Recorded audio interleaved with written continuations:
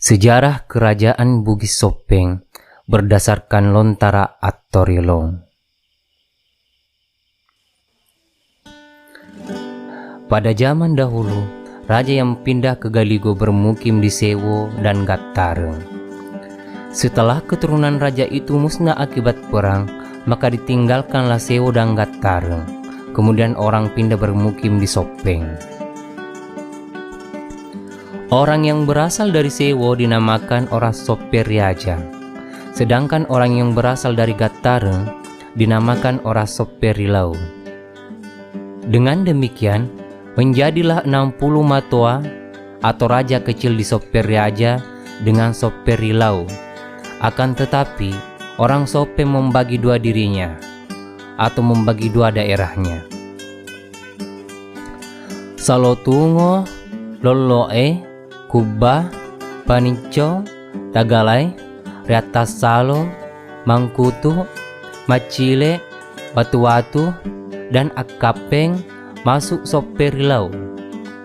Sedangkan Pese, Sepang, Pising, Matobulu, Launga, Ara, Lisu, Madello Rilau, Tinco, dan Lawo masuk Soperiaja. Cenrana, Salokaraja, Malaka, dan Matuangin masuk wilayah kekuasaan Sopeng.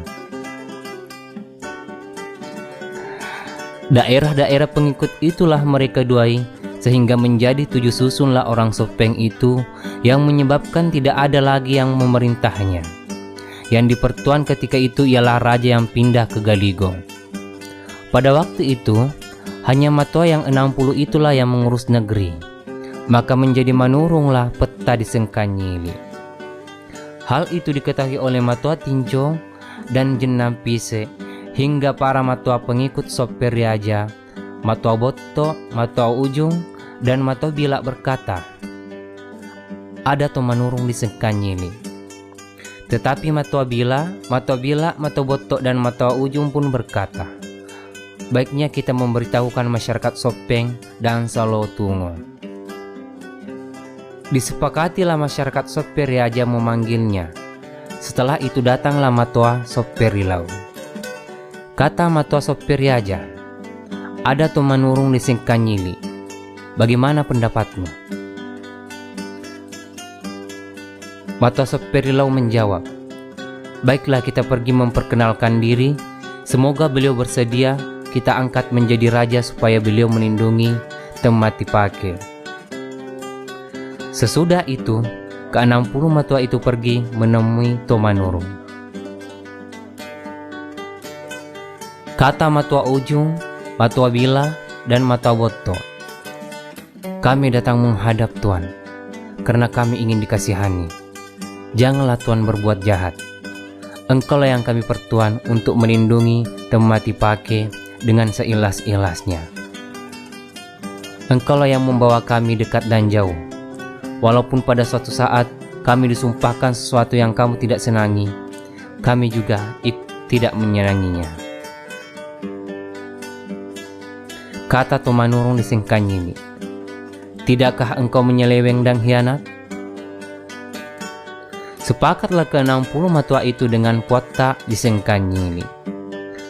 Puatta menurungnya di Sengkanyili juga berkata, saya beritahukan juga kalian bahwa ada sepupuku Tomanurung juga di Libureng. Lebih baik kalian pergi menjemputnya supaya saya bisa berdua berusaha mencarikan jalan terbaik untuk kebaikanmu.